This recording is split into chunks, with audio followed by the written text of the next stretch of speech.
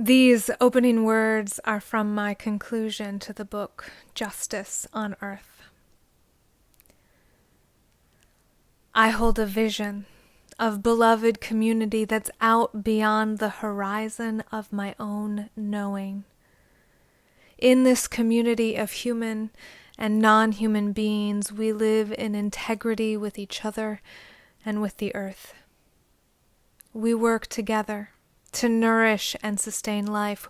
We eat well, but we don't take more than we need.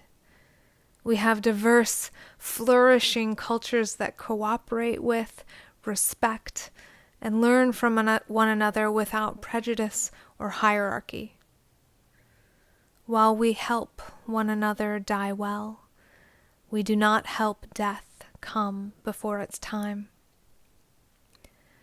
We live free from violence and coercion. We celebrate every day, and we appreciate the joys of living. We dance and sing. We laugh. We use our minds to the benefit of life. We create art and music. We tell stories. We live in tune with the rhythms of the earth, the seasons, the day and the night. We live in tune with each other. We live in tune with the rhythms of our own hearts. Welcome to this service. We're so glad you're here. I'm the Reverend Bob LaValle, and I'm happy to be here with our music director, Susan Peck. And making his Sunday debut as worship leader is Lee Francis. And we're fortunate to have talented Sharon Stepler providing music. And I want to give a big thanks to our Director of Religious Education, Mia Noren, for presenting our Time for All Ages today. Our DJ today is Tech Arts Director, Chris Paul, and our fabulous tech team is Vance Bass, Jordan Jones, Michaela Renz-Whitmore, Christine Robinson, and Raymond Wolfgang. It truly takes a village to make a Zoom worship. Thank you all so much. And that person you just saw sharing our opening words is our guest preacher today, the Reverend Jennifer Nordstrom. Reverend Jennifer is the senior minister of the First Unitarian Society of Milwaukee, where she preaches, teaches, and organizes for social justice. In fact, you may have heard of her because in 2018, she co-edited a book called Justice on Earth, People of Faith Working at the Intersections of Race, Class, and the Environment. And that book was chosen as the Unitarian Universalist Association's National Common Read. So perhaps you read it. Anyways, we're so glad that she can join us, even if it's by pre-recorded video. Now, if you're visiting today, you are invited to put your name and where you're participating from in the chat. We'd love to say hello to you virtually, and we're just so glad that you're here. Lee has a couple of announcements.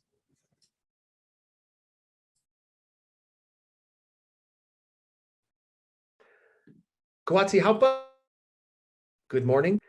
You may have heard that the property includes a building on the side of our campus for sale. We are moving forward towards purchasing it.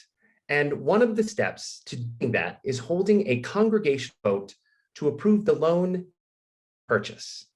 We'll be holding a congregational meeting on Sunday, May 2nd.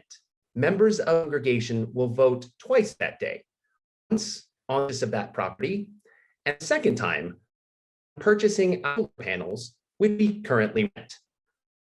Special notice of the meeting's agenda and information about town hall discussion have been sent to church members and will be posted on our church website this week.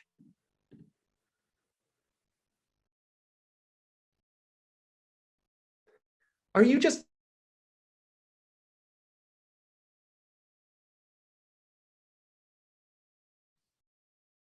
Chris, can you spotlight me? I think Lee is having some Wi-Fi issues. All right. One more announcement that Lee would be giving. Are you visiting today, or would you like to personally welcome our guests, or this is your second or third or 10th visit to this worship service? Well, you're invited to join us today after the service for New to First You. So after the credits at the end of the service, just stay in the meeting to be placed in a breakout room with other visitors and our Director of Membership and Communications, Lara Magnuson. And she'll be available to answer your questions about our community, and you can chat to some folks and see what's going on. So, all right, let's light our chalices. Lee, are you back on? I am. Apologies. No worries. Do you want to do the chalice lighting? Sure. Let me get my piece up as well. We light our chalices today with the words of Jennifer McLaughlin. As the first hint of spring begins to peek through the barren ground, as that little sprig grows into a healthy stem, as the stem grows into a stalk and forms a bud, as that bud slowly opens with each new day to form a yellow daffodil, let us be like that first hint of green, renewed by the warmth of the sun's rays, and ready to emerge with a new energy, ready to face the day. We light this chalice to bring a glimmer of that warmth into our space. Come, let us celebrate together.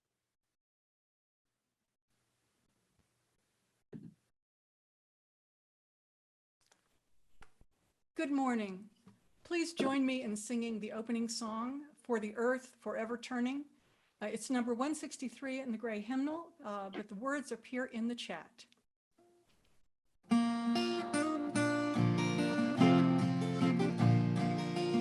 For the earth forever turning, for the skies, for every sea, for our life, for all we cherish, sing we a joyful song of peace.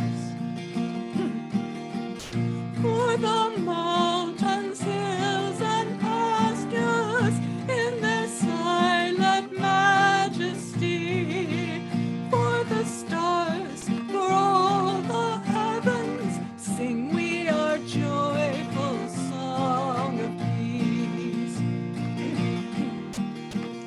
For the sun, for rain and thunder, for the seasons' harmony, for our lives, for all creation, sing we our joyful praise to thee. For the world we raise our voices, for the home that gives us birth. In our joy we sing, returning home to our blue-green hills of earth.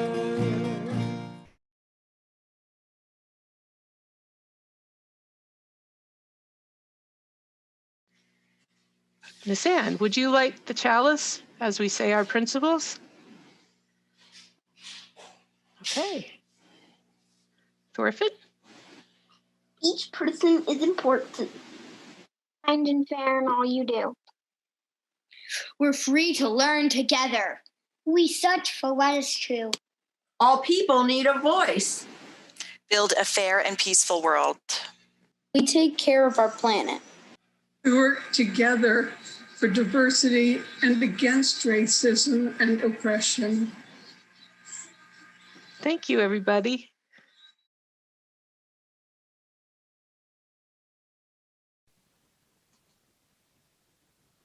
Good morning. I'm Mia Noren, the Director of Religious Education at First Unitarian Church. Today, I want to share a story with you about a boy with a magical gift and the wisdom to take only what is needed, the beauty and fragility of our natural world, and a courageous and wise princess with the courage to restore it. Of course, there's always a greedy king. The story is The Cloud Spinner by Michael Catchpool with illustrations by Alison J. There once was a boy who could weave cloth from the clouds. He had a spinning wheel and a loom on top of a hill. As the clouds passed, with a whir of the wheel, he would spin them into thread. Gold in the morning with the rising sun, white in the afternoon, and crimson in the evening, just as his mother had taught him. Then, with a clickety-clack of his loom, he would weave the thread into cloth. As he worked, he sang a simple song that his mother had taught him. Enough is enough, and not one stitch more. The boy was wise. He spun just enough thread and wove just enough cloth to make 2 scarves. One, of pure white, he wore over his head when it was hot, to protect him from the sun. The other he wore when it was cold. It was a twist and twirl of gold and white and crimson, soft as a mouse's touch and warm as roasted chestnuts. His mother had taught him well. One chilly market day, the boy walked down the hill, a basket in his hand and his scarf around his neck. The market was full of great excitement. The king was on his way. Soon the king rode grandly by, hardly noticing the curtsies and cheers. But what his greedy eyes did notice was the most wonderful scarf of gold and white and crimson. "Tell me, boy, where can I get a scarf of such fine cloth?" "Nowhere on earth," the boy replied. "Well, then how did you get yours?" snapped the king. "I made it," said the boy. "Then you will make another for me, a longer one, much longer, for I am the king." But the boy said, "It would not be wise to have a long scarf made from this cloth. Your Majesty does not need it." "How dare you tell me what is wise?" shouted the king. "I order you to make me my scarf." So the boy went home to the top of the hill and with a whir of the wheel began to spin. He spun the clouds as they passed in the morning and were gold with the rising sun. He spun in the afternoon as the clouds sailed past, white as snowdrifts. He spun in the evening when the clouds were crimson. Then, with a clickety-clack of the loom, he wove the thread into long, long scarf. The king was overjoyed. His scarf was as soft as a mouse's touch and warm as roasted chestnuts. "Now make me a cloak of this glorious cloth," he ordered, "and dresses galore for the queen and my daughter, the princess." But the boy shook his head. "It would not be wise to have so many clothes made from this cloth. Your Majesty does not need them." The king's face was a twist of scowls. "I want those clothes, and I order you to make them." So the boy went home to the top of the hill and with a whir of the wheel began to spin. He spun the clouds as they passed in the morning and were gold with the rising sun. He spun in the afternoon as the clouds sailed past, white as snowdrifts. And he spun in the evening when the clouds were crimson. He spun, and it got harder and harder, for soon there were fewer and fewer clouds. At last, with a clickety-clack of the loom, the boy began to weave the thread into cloth beneath a cloudless sky. And as he worked, he sadly sang, "Enough is enough, and not one stitch more." The king was delighted. He put on the wonderful cloak, and the queen and the princess each put on a beautiful flowing dress. "Surely," he boasted, "there is no other king as magnificent and wise as me." "Not one," said the queen. The princess said nothing. But day after day, as they wore their marvelous clothes, not one drop of rain fell from the cloudless sky. "Your Majesty," pleaded the villagers, "our animals are thirsty and our crops are all dying." "There's nothing I can do," shouted the king, walking this way and that, his cloak trailing behind him. "Why are you moaning to me?" The princess said nothing, but that evening she quietly slipped out of the palace. She wore a simple dress, and in her arms was a bundle, soft as a mouse's touch and warm as roasted chestnuts. She crossed the dry, dusty gardens and the brown fields beyond and climbed to the top of the hill. Stepping forward, she knocked at the boy's door. "Is it too late to undo what has been done?" The boy smiled and said simply, "There is still time." When the king awoke the next morning, he could not find his wonderful cloak. The queen could not find her beautiful dresses. They searched the palace for the clothes that the boy had made, but they were gone.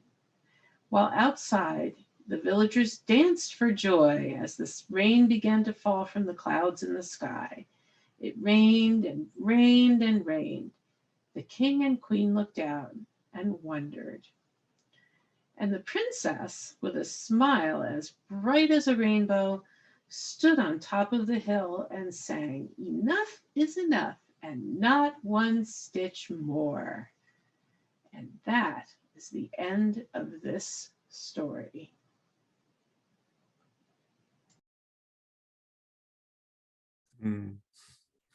Let's pause the chat for a few moments during the meditation and prayer. So we include this time for brief meditation in every service, but I want to acknowledge that not everyone loves meditation. For some folks, this idea of sitting and focusing on our breath, the practice of it, can actually cause more anxiety than it relieves. For those folks, I want to say there is no shame in not meditating. It's not for everyone. Folks who don't want to focus on their breath can choose to use the 2 minutes of silence in any way that works for them. Perhaps use that time to picture the faces of people that you love and who love you back. Or think about your wishes for the world, the community, for yourself. Or plan your dinner. It's all good. Whether you choose to meditate or not, we'll sit in silence together for the next 2 minutes.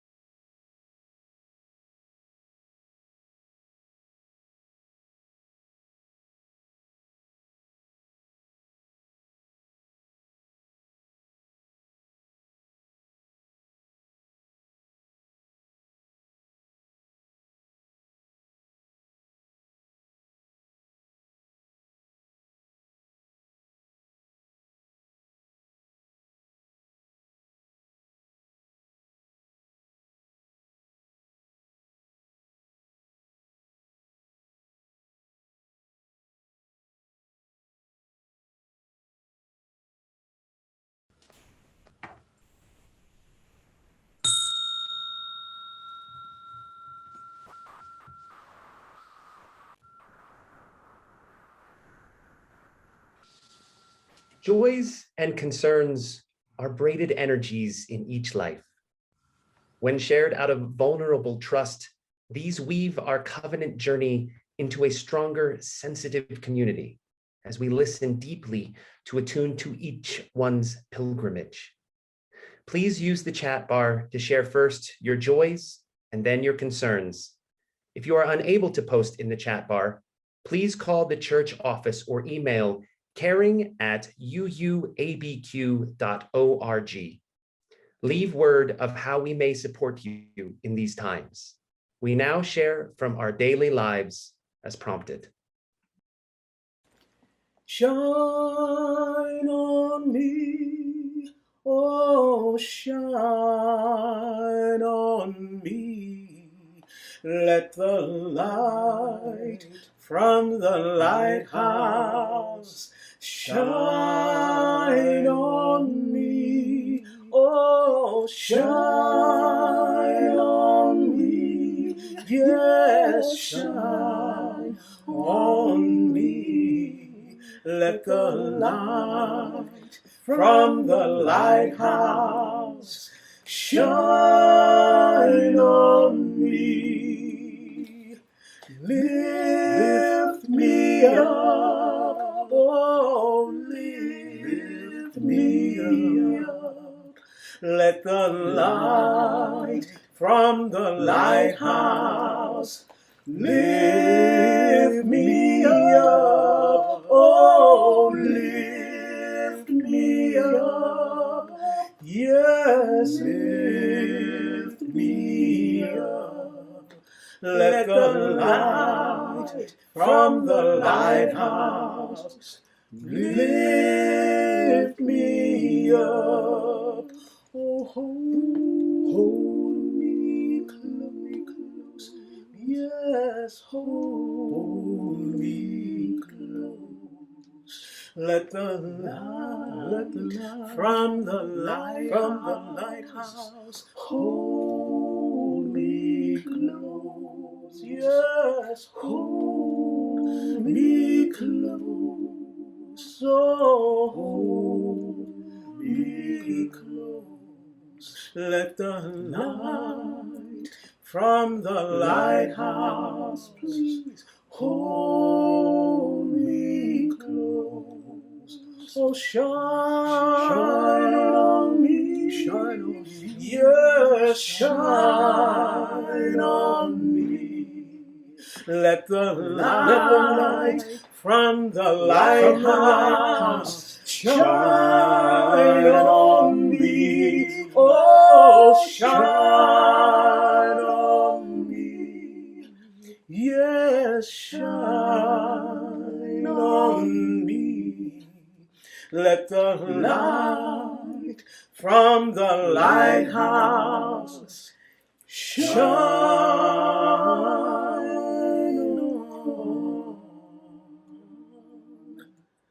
me.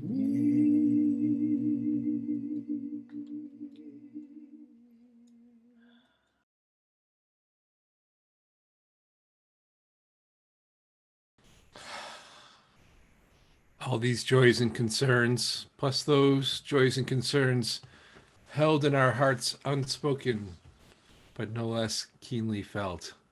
We lift them all up to the great powers of celebration and healing and renewal, known by many names.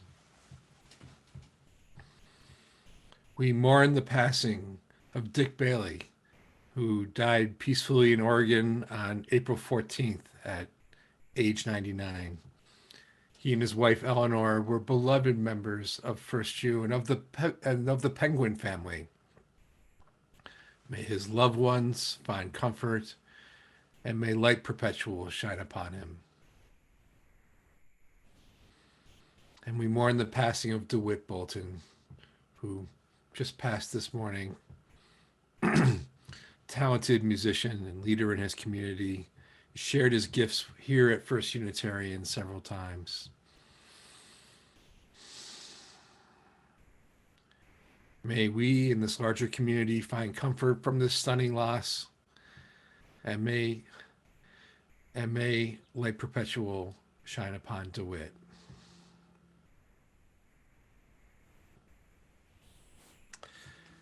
We grieve as we witness the endless gun violence in this country.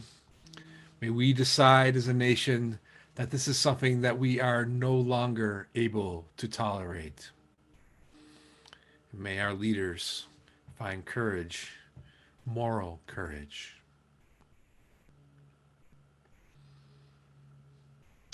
We pray for those among us who are out of energy and bereft of joy. May connection and engagement bring forth a new resilience that carries them back to their grounding place.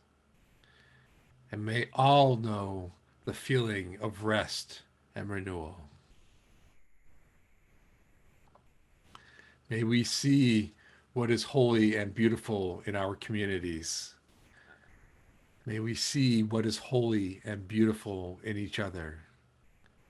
May we see what is holy and beautiful in ourselves. And may we all be held in the heart of love. Peace be with you.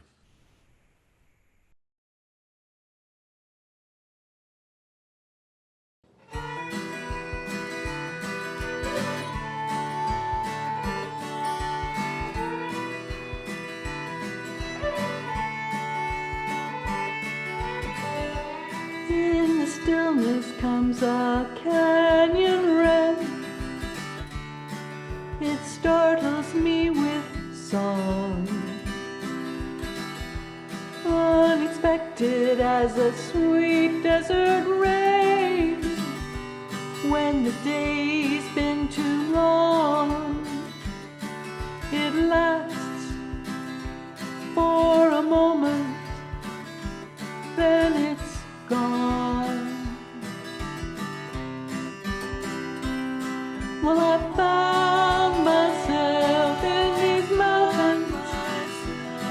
I lose myself in this sky, in these wide open spaces. I get by.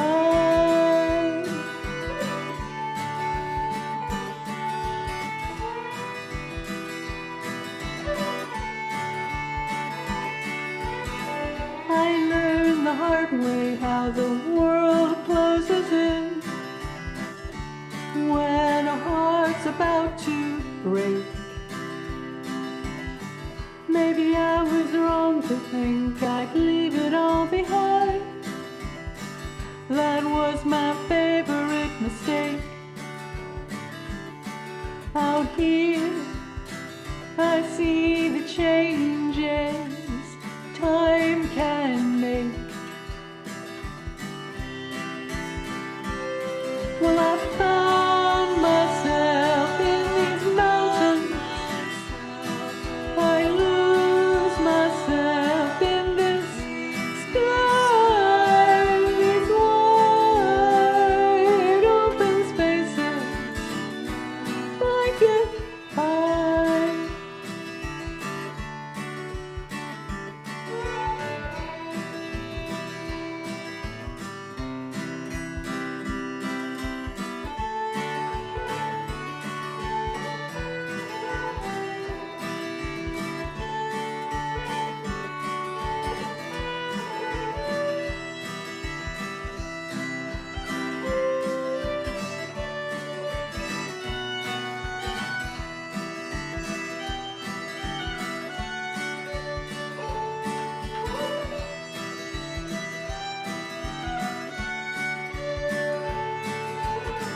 Clouds overhead are shadow and light, painting pictures on the wind. Swirling dust follows close behind my heel. I won't go back that way again. Ain't no use in hanging on when something ends.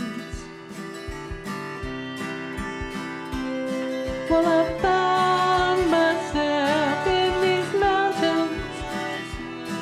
I lose myself in this sky, in these walls.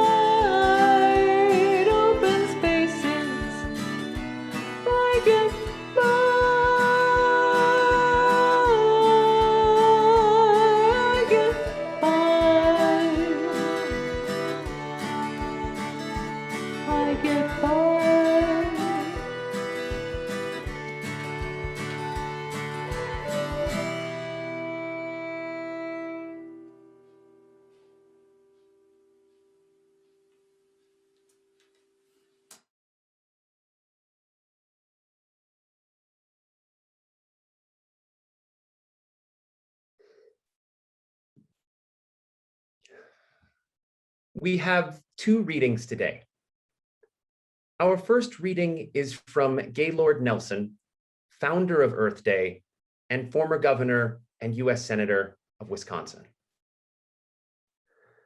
Fortunately, we are coming to understand that the wealth of the nation resides in its air, water, soil, forests, minerals, rivers, lakes, oceans, scenic beauty, wildlife habitats, and biodiversity.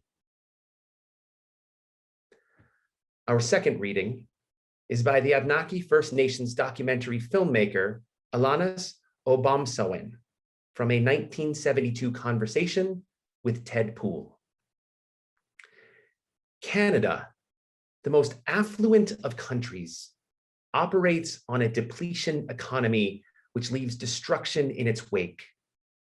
Your people are driven by a terrible sense of deficiency. When the last tree is cut, the last fish is caught, and the last river is polluted, when to breathe the air is sickening, you will realize, too late, that wealth is not in bank accounts and that you can't eat money.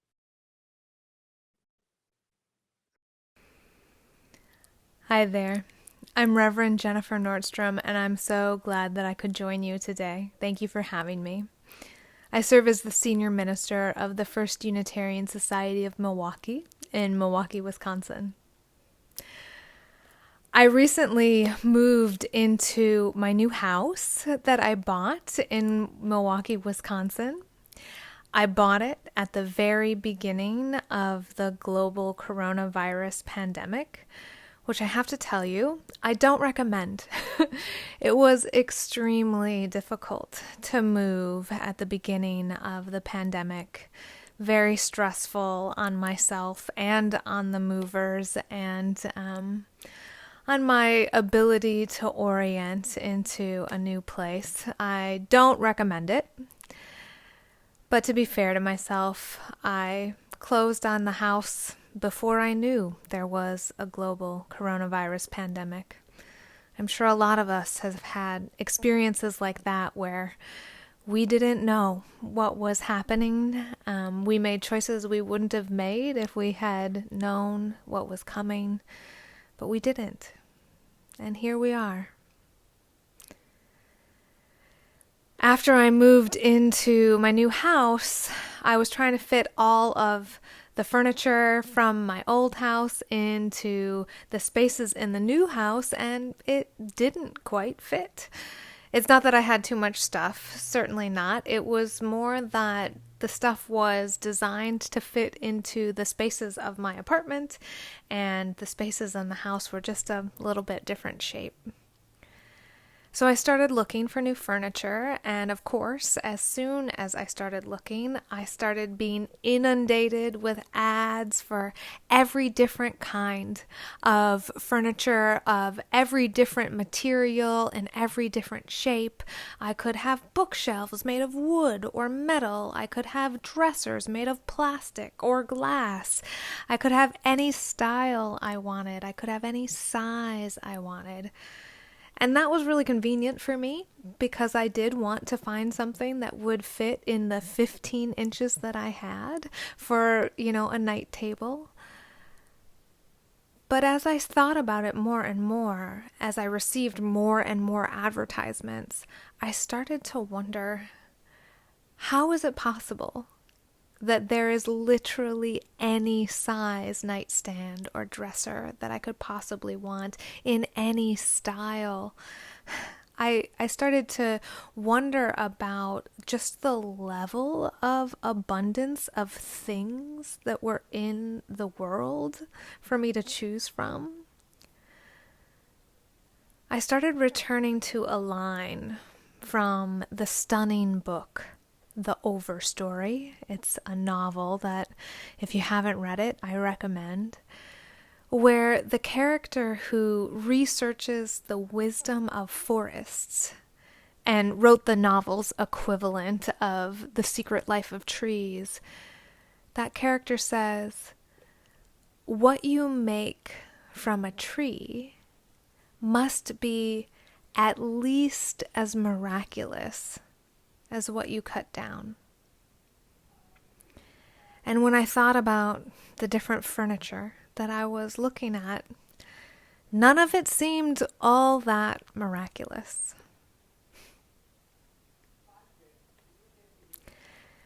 Capitalism is designed to produce things. It's also designed to produce enough desire for those things to keep the production wheels endlessly turning out stuff and profits. So not only is it producing all of these pieces of furniture in every style and shape and color from every material, it's also producing my desire for those things. There are material limits to supposedly endless growth, as our insatiable consumption pushes at the edges of our ecosystem's resilience. Capitalism's continuous production and consumption occurs within a finite system. The world's resources are finite. They just are. There are only so many trees or coal deposits. There are only so many diamond mines. In the United States, somewhere between 75 and 95% of the original forests have been cut down. There are real material limits to production and consumption. Even saying that, though, is operating within the paradigm of capitalism, the paradigm that sees something as miraculous as a tree as a raw material. A tree is a living, breathing being. It communicates with other trees around it. It warns them of threats, and it protects its young. Moreover, a tree and all the other resources of our world are interconnected in a living, complex system of ecology that's so much more than clumps or deposits of raw materials. We human beings are part of that living, complex system, and we are also subject to its interrelatedness. In the book Scale, the universal laws of life, growth, and death in organisms, cities, and companies, Geoffrey West explores the science of complex adaptive systems, like the Earth, and their implications for human life. West argues that, quote, all human socioeconomic activity, from innovation and wealth creation to crime and disease, whether good or bad or ugly, is quantitatively interrelated and manifested in the universality of scaling laws. West critiques current approaches to sustainability as insufficiently multidisciplinary, and thus missing the nature of the complex adaptive systems upon which life depends. Because resource consumption and pollution, as well as innovation and wealth creation, all scale with population growth, there's scientific reason to critique both Malthusian and neo-Malthusians who fear that human civilization will collapse with population growth, and to critique open-ended exponential growth economists who believe that the innovations of capitalism will save humanity from this fate.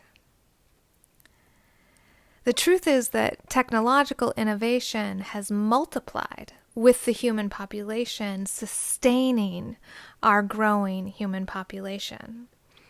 However, human beings have also increased our consumption of resources per capita. The wealthiest people on the planet consume the most resources, which makes any Malthusian or neo-Malthusian population growth argument inaccurate, as well as racist and classist and imperialist. Still, the Earth's resources are finite, and the consequences of the environmental devastation caused by climate change and resources extraction disproportionately affects people with less power. In white supremacy, that means that Black and brown people are disproportionately affected by adverse changes in the environment. In patriarchy, it means that women are disproportionately affected by adverse changes in the environment. And in capitalism, it means that poor people and people with fewer resources are disproportionately affected by adverse changes in the environment. Adverse change, environmental adverse change, is more devastating the less power and less resources that a person has to manage the chaos that ensues from those adverse changes. It's not just non-human life and resources that are finite, however. The open-ended exponential growth model of capitalism has consequences for human beings too. We human beings are finite. We are not machines, and our capacity for production is not limitless. More importantly, our worth is not dependent on our production. Dear ones, I'm going to say that again. Our worth is not dependent on our production. We, human beings, are not here on this earth to produce. The idea that my value is based on what I produce in this life is something that I have been seduced by. And I see a lot of people around me participating in the seduction of that idea as well. I find myself wanting to produce something of value almost all the time, in part because I want to prove my worth. I want to prove that I am of value in this life and on this earth. Our Unitarian Universalist faith, however, teaches us a different truth. It teaches us that all of us, every single human being, is inherently worthy, and valuable in our being, simply in our lives. Our Unitarian Universalist faith says that we don't have to produce constantly or at all to be valuable. We are valuable in and of ourselves, and simply being in our beautiful, sacred humanity is enough. Do you believe that? Do you believe that for your own life as well as for the lives of others? And then, do you live it out? Do you live in a way that honors your belief that you and everyone around you is inherently valuable and doesn't need to produce?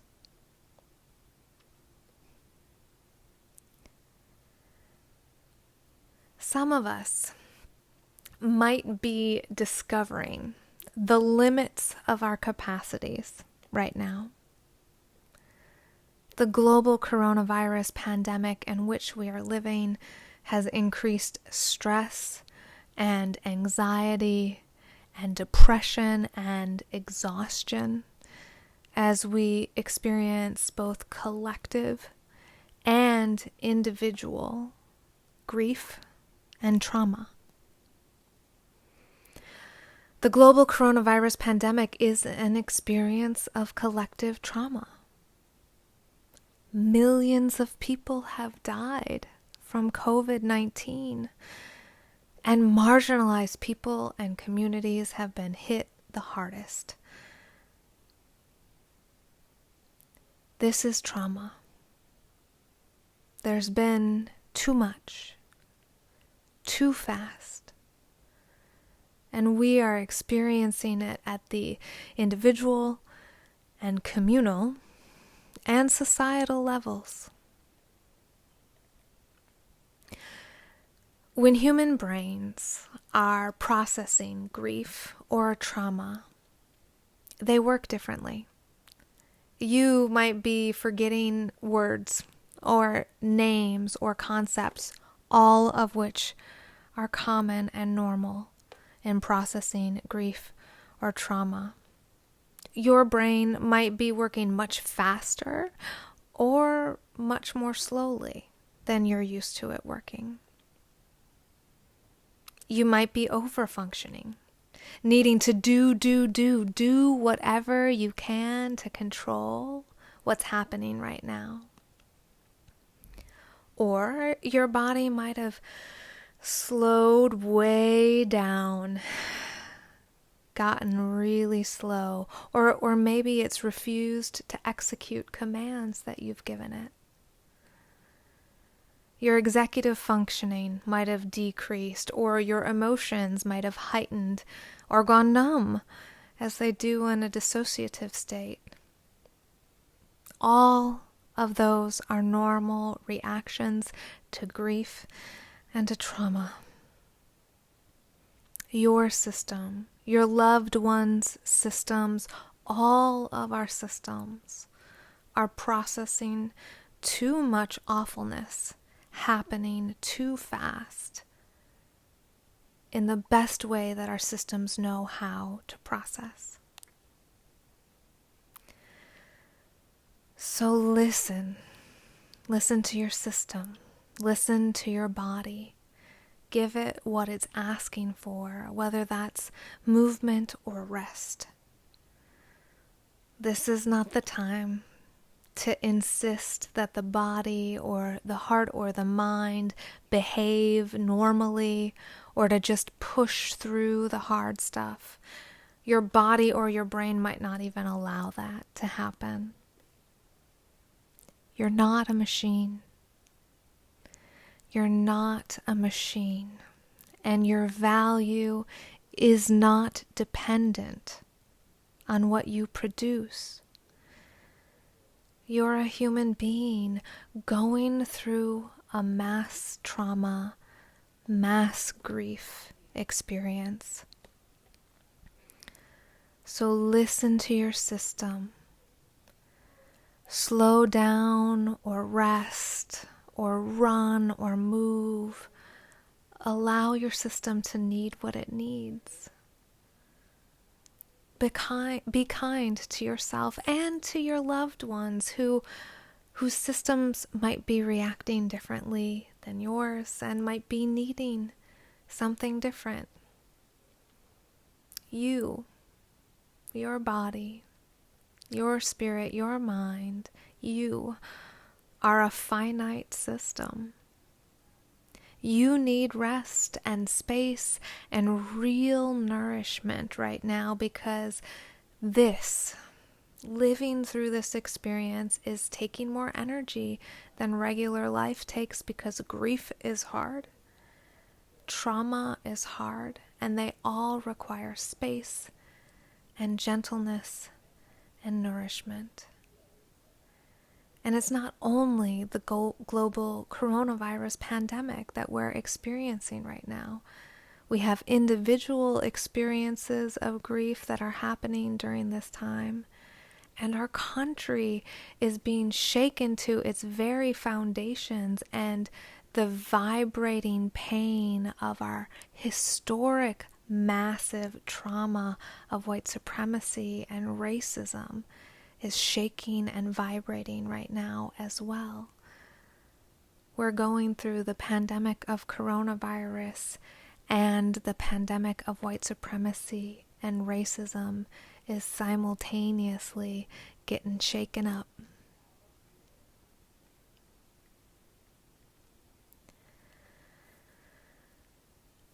Tad Hargrave tells a story about talking with a single mother, and her telling him, "I feel like I should be doing a better job of juggling everything in my life."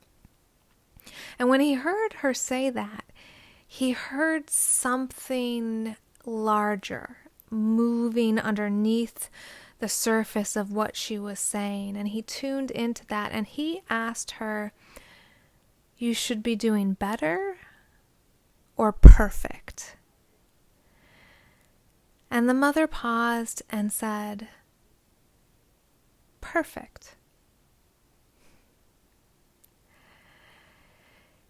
He heard that, and he responded,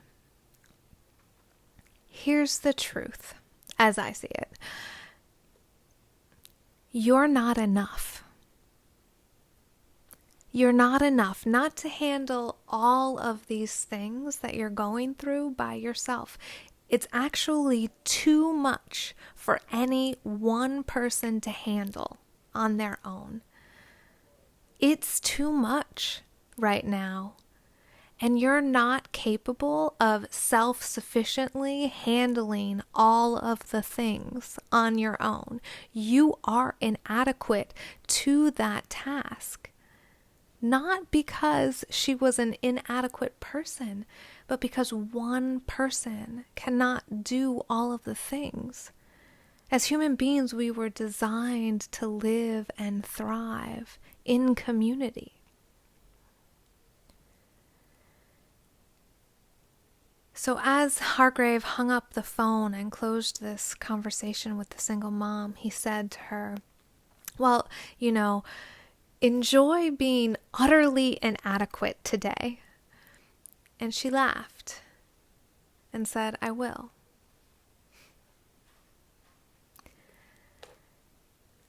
As individuals, we are not enough for all that the capitalist machine is demanding of us. We are not enough for it in regular daily life, let alone in a global coronavirus pandemic and the mass trauma of white supremacy and racism. We are not enough to be the perfect worker, a production machine, the perfect parent, which is a full-time job in and of itself. A perfect partner who's loving and self-reflective and available. A perfect housekeeper with the dishes done and healthy food cooking and maybe even some fresh herbs or veggies growing in a garden nearby. The perfect artist. Someone whose creative love and habit is good enough to sell. The perfect... It's too much.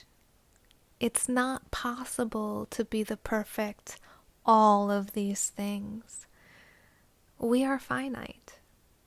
Finite human beings with whole lives that have all of these different components. And our whole lives were designed to be in relationship with other people and in community. Our value is not dependent on our perfection or our production. Our value is intrinsic in our life and in our participation in that larger community, that larger whole.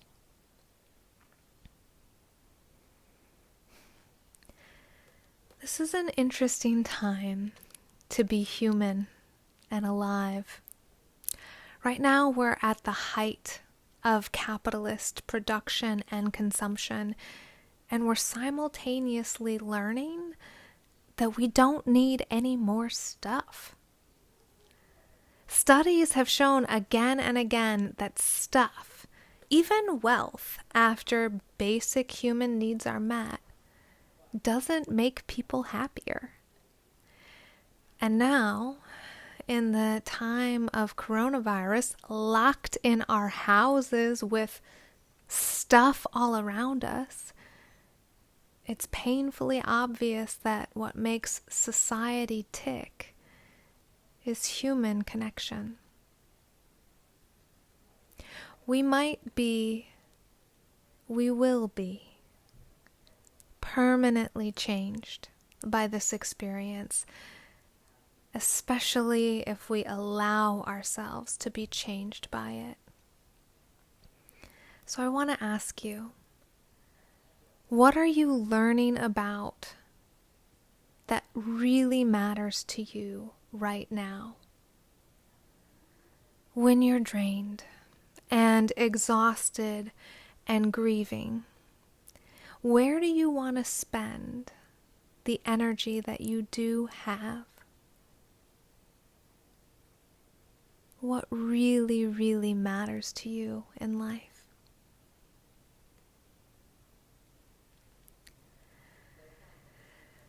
This time can help us learn what really matters. I'm learning that it's not any of the stuff around me. It's not my outfit or my car or how well decorated my home is. It's my ability to communicate and connect. It's my relationships. It's the amount of love in my life. It's healthy, sustainable food that I can access, and it's my health, just period. The well-being of my body and the bodies of the people I love. It's the well-being of the human body, society's body, the community's body. It's the community's resilience and our capacity to meet basic human needs in the community. How can we learn about what really matters during this time and use that understanding, that shared understanding of what matters, to invest our time and our energy and our resources in the health and well-being of sustainable, artistic, just economies? Last year, 2020, we celebrated the 50th anniversary of Earth Day, which was co-founded by former Wisconsin Governor Gaylord Nelson. The congregation I serve, the First Unitarian Society of Milwaukee, planted trees to celebrate that 50th anniversary. We chose to plant something miraculous in the ground of now, something living that will help the earth breathe in the future. Trees are an investment in a future we don't know yet. They'll outlive us, bringing beauty and breath to generations beyond us.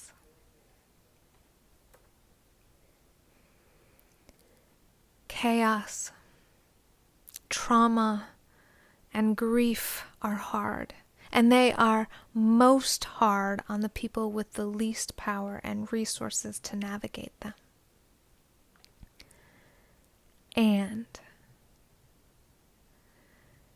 there are cracks right now in a system that is harmful, that uses us and the earth like machines to produce and consume. And those cracks can create openings for a future that we don't even know is possible yet. Those cracks are where hope and possibility can shine through. Plants grow up through cracks in concrete. Trees find their root systems through cracks in concrete and grow green and alive in the reckoning of spring. So what are you planting in your life right now? What are you learning about what really matters right now? And how can that be part of making our community more just and sustainable and inclusive? How can that be part of healing the harms of the system that we're living through? May what really matters be part of the miraculous seeds you choose to plant to live beyond you, to grow into the future that we do not yet know. May it be so, and amen.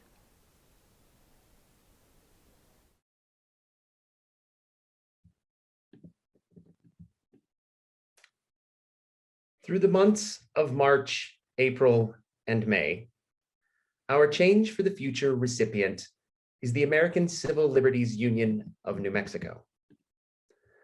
The ACLU of New Mexico protects and advances justice, liberty, and equity as guaranteed by the constitutions of New Mexico and the United States. It is especially focused on groups that have historically been disenfranchised. You can make an offering online by clicking on the link that we'll put in the chat box. And if you prefer not to give online, you can simply mail a check to the church and include Change for the Future on the memo line. Let us now exercise the enduring power of our generosity.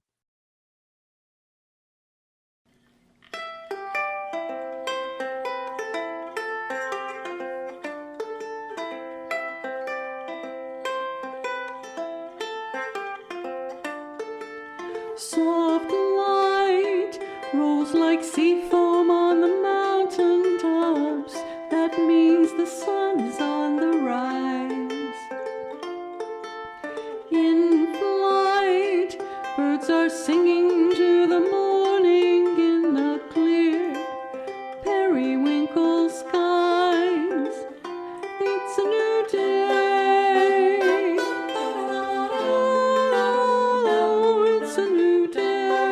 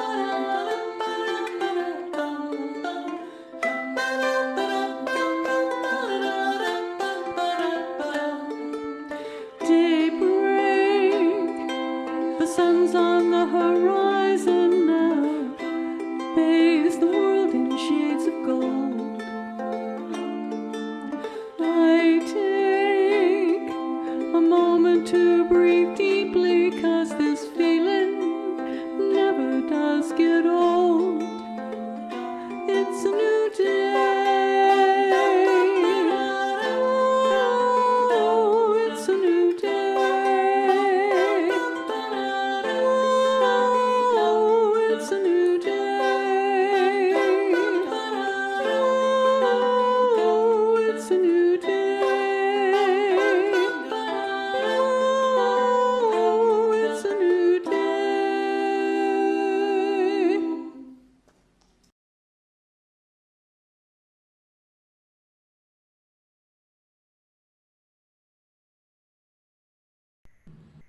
What is generously given is received with gratitude. Thank you on behalf of First Unitarian Church of Albuquerque. Thank you on behalf of the ACLU of New Mexico, a fine organization. So we're approaching the end of the service, and the discussion question I want to share for you to discuss in the breakout rooms or with yourself or whatever you have the opportunity. My question is, where does perfectionism show up in your life, and how do you counter it? Putting that in the chat. Where does perfectionism show up in your life, and how do you counter it? And just a reminder, if you want to join in on the New to UU group today, just linger in the main room after we open the breakout rooms, and we'll put you in a special room for the New to UU folks. Our membership and communications director is having some family problems right now, Lara Magnuson, so she's not going to be joining us, but I will be in that room, and lots of other friendly people, I hope. Great. So let's extinguish our chalices, shall we? On this Earth Day week. For the earth, forever turning, for the skies, for every sea, for our lives, for all we cherish, sing we our joyful song of peace.